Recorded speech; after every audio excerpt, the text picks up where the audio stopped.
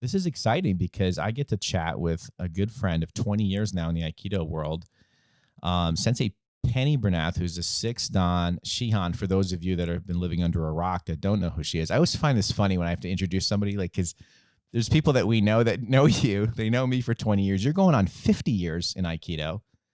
And but again, it's a big world, and there's like a lot of Aikido people around the world. So I do want people to know who you are. And yeah, thanks for blocking a few minutes to chat with me today.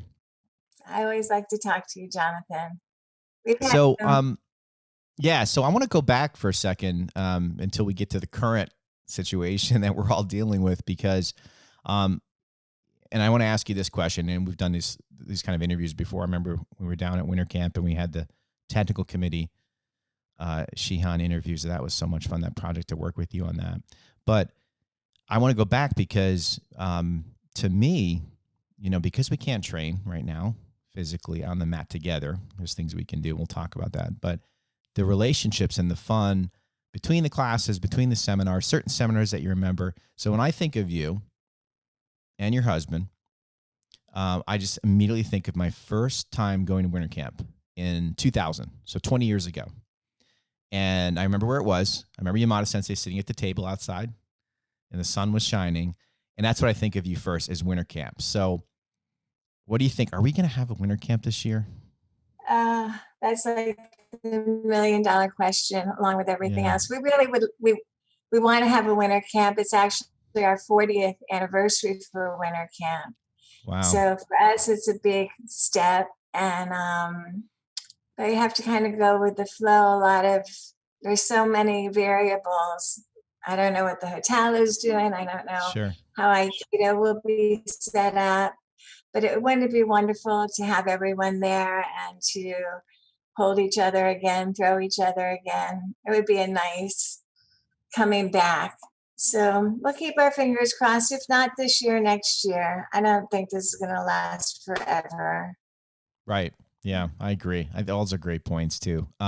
So like, we just sit on winter camp for a second, and you said 40 coming up on. That's a lot of winter camps. So in general, right, just there's consistency in all of them, and there's certain special ones, like when we did Yamada Sensei's 50th. The best. You're the Isn't that best. awesome? That Epic. was awesome. Thank you. Yes. Oh, my pleasure. Jamie Kahn and I still talk about that, like, as one of the most fun seminars, and getting people on camera to just share little memories of Yamada Sensei. And you did an awesome job in just managing that whole thing. It was a big project. But in general, winter camp, what's your favorite part, just in general, of winter camp? One thing.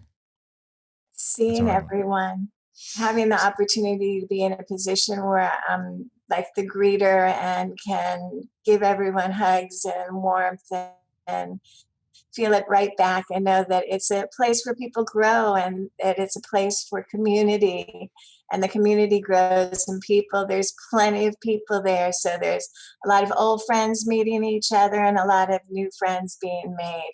So just being able to be part of that kind of community building, worldwide community building, and USAF community building is really, I've always felt very lucky to be in that position.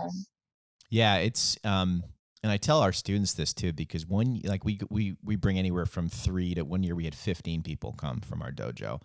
It's Um, um, we rented like this massive, like, tour bus almost, and drove down, and it was a long drive, but it was so much fun. Everybody had a blast.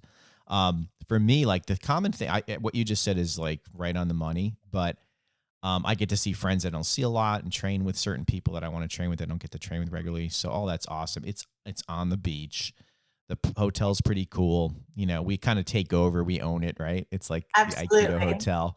And and then I have to mention this as a soft plug to the Greek Isles is like one of the They top. love us. Oh, I love that place. They love- Such good food, such good times. We always go. We go with Demko Sensei at least one night in our dojo. So that's an awesome time. So, um, yeah, do you want to, like, share any just some highlights of certain ones? Like I mentioned the 50th, right? Yeah, that was awesome. Yeah. And so what was your favorite part of that? Because that was a big deal. I think, it was very stressful because since they had just come off of an operation on his lung, and we weren't sure even if he was going to be able to come, but he came, and just It was so nice to honor him in a way that I know that no one else had honored him, to give him an Oscar, because he is a movie star in his own right, and he does deserve an Oscar from us. And he's always out there, he's always performing, he's always thinking about his audience, trying to make us, teach us something that we're going to take home with us to teach others. And it was just really exciting to give him that, and then to sit down and talk to him, even though I got tongue tied at the end. But he means everything to me. I mean, he introduced me to Peter. My family's from him. Our whole life really evolves around Aikido, and a lot of that is from his influence. Yeah, it was nice to get Madison on camera too, I and she know. shared a few words, and hope she's doing well. I see her on Facebook and the family and all that. That's Yeah, awesome. Yeah, I you miss guys it. are you guys are like the Kennedys for Aikido down there. You're like the Aikido family. That's really cool. Yeah, I remember just a lot of the logistics with setting up and creating this set and the backdrop, the red carpet, doing the interviews, and then Jamie's firing pictures off, and Yeah, he's great. my Aikido guys became production assistants, so they learned how to make things work on the other side of the other hat that I wear. But yeah, it was a blast. I'll never forget that. And I still have the mic flag, and I should have had it on this mic like when I started doing this. I'll have to find it again for you. Take a picture. Yeah, that's Um, really fun. so, as far as your dojo goes, because I think a lot of people are struggling to figure it out. They're either late to the game, and this is interesting too, because we were talking about this before we came on, is that my professional background is corporate B2B commercial video production, and your background is production on the education side of things, virtual. So like if there's an expert on here, they should be listening to you about how to make virtual work. So without making this too, detailed for people that maybe are a little bit timid or shy, what should dojo chos and school owners be thinking about from a virtual standpoint right now, just to make things keep moving? I'm the education director at South Florida PBS. So I do a lot of things with education. And actually, 10 years ago, I came up with the concept of doing virtual field trips for the classroom, because many classrooms can't go on vacation, go on a field trip. So we can just take them there, and then they're made, and then I give activities to go along with the field trip. So using that, like you and I try to do some 360, we do 362 on those field trips, so kids won't just always be sitting down, but they can pick up the phone and look around and try and find things. I really love the 360 format. Today, I think but it's opened the door. You can look at things in two ways. And one way, I'm completely crushed because I miss Aikido as it was, and so enjoy throwing people around. There's nothing more empowering and more fun, and just the activity of human contact is great.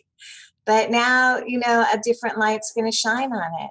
Now we have people like you and Ruben and you see it in Mexico. You see lots of different things starting to pop up, and it's in its infancy. Aikido is now back to the beginning, and I think it will change. I think eventually we'll all get back on the mat, but I think this little hiccup maybe will enrich it. Maybe we'll find new ways. There's always people that watch videos and try to learn from them. Even before, I watch videos of different masters and want to see what's going on, see if I can catch that magic moment, or find a secret that I didn't see before.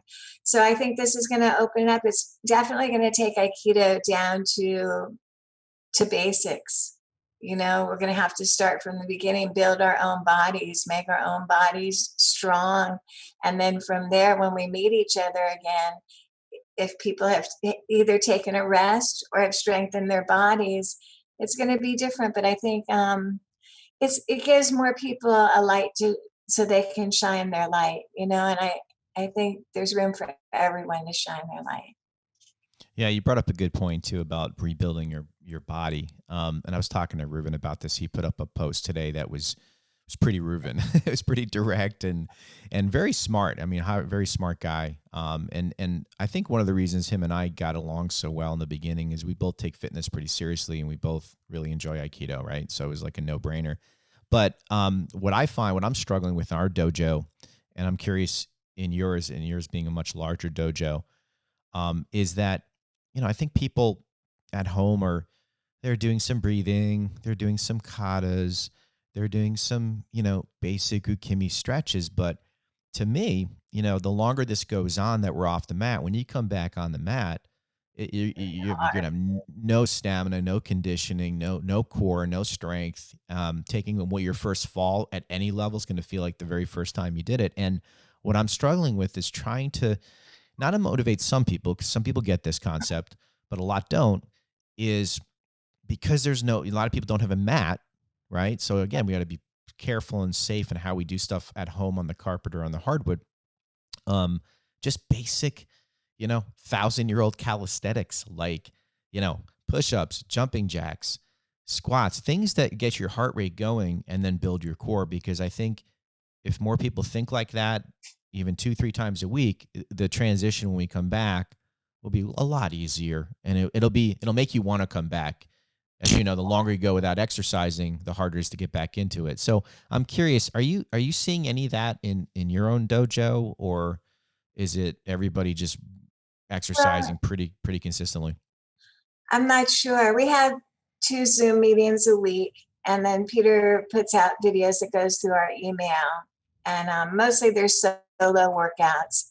And then he does a thing that I really like, which is guess this technique, and he does both the nage and the uke. And oh, that's cool. Yeah, it's really fun, and he does it really well, I think. I like it. Like that. I think we should share it with everyone. We're talking about it. I like that. I might borrow that idea. Sure. But cool. It's fun. And then if he makes a mistake, it's like, can you find the mistake that he made, So it's just keeping people aware of it. But as everyone who's ever done Aikido, there's nothing like being on the mat going full out to train. There's nothing like it. You can be lifting weights and doing all kinds of things, but the energy that comes out of that, and like you said, the first time you take that first roll after you've been off a few months, it's going to be hard for all of us. It's going to be a new learning. And I mean, in one sense, we get to take a breath. All the injuries that we've had from Aikido are having a moment to clean up, and then we'll just get out there and go.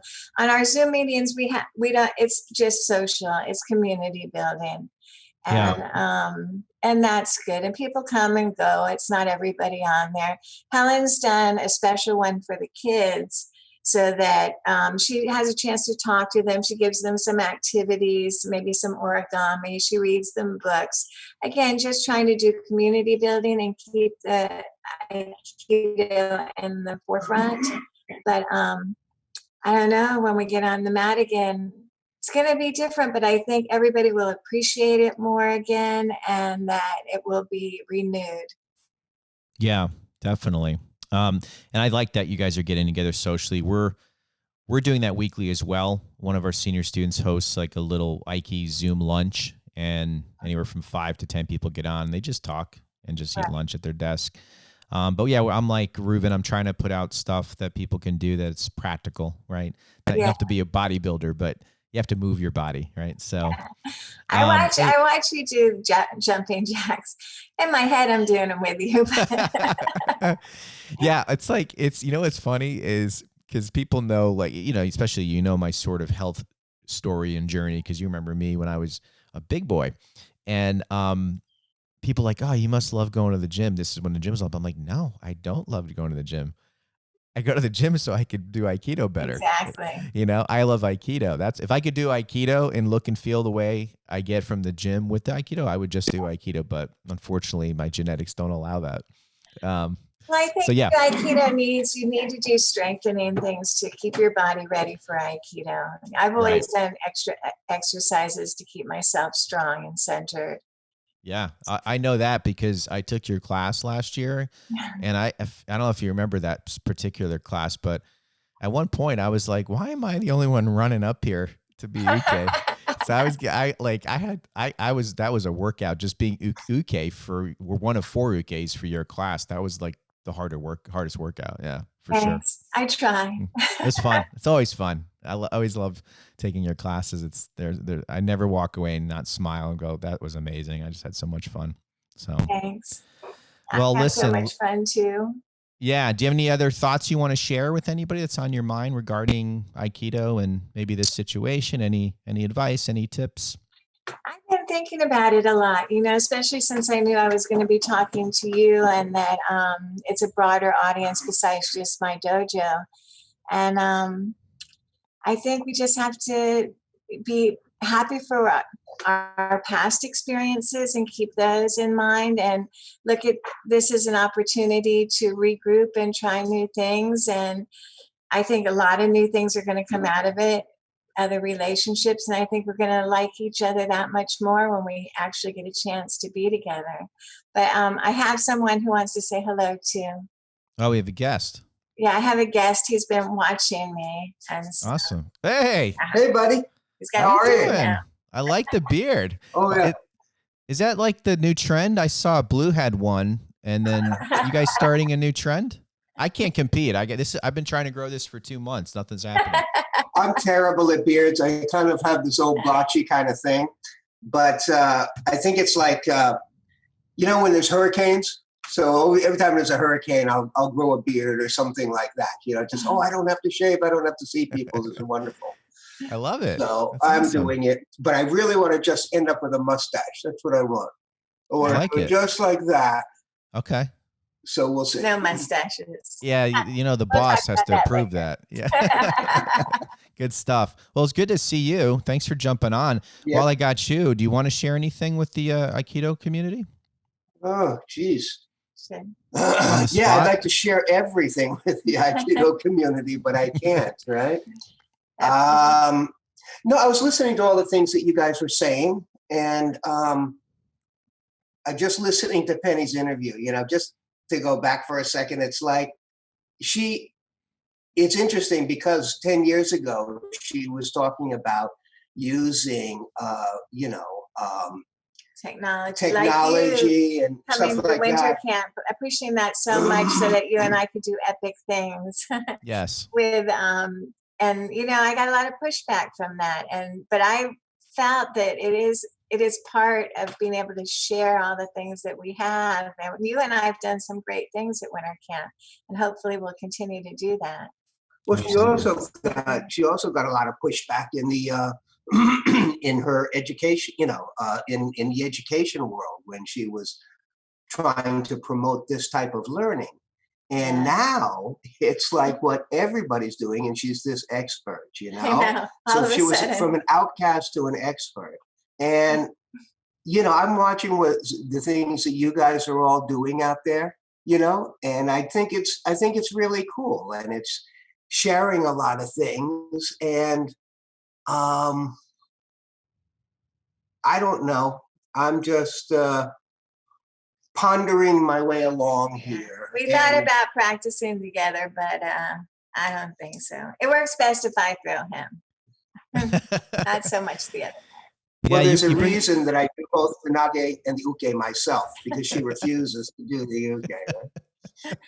I think it's awesome what you guys are doing, and I appreciate those words very much from both you guys. And like you guys probably when you started your Aikido career, you're trying to figure it out, right? How to get the word out, how to build a dojo, and that's sort of what some of us are doing from this virtual space. Which I got to be honest with you, and the first time I did my first virtual class, I mean, I felt like I was in an empty church talking to myself, like no engagement, interaction. I did it on Facebook Live, so that made it even harder because they turned that feature off where people could engage you back. And it was challenging. It was really weird and surreal. And now we use Zoom like we're doing now, so at least I can see people. We can break it up a little bit. I can stop and look at people individually. It feels a little bit more like a class, but it's nothing like going to winter camp with you guys and having fun and training. And the beach and Greek Isle. Let me hit some highlights. The classes, the tactical committee, the dawn testing, the food, the camaraderie, the laughter, the hugs. What else? That's it. Friendship. I know. It's the Yeah. best. So I will definitely see you guys there whenever the next one is for sure. Okay. That's We know that. Yeah, and bring your cameras. We'll talk. Okay.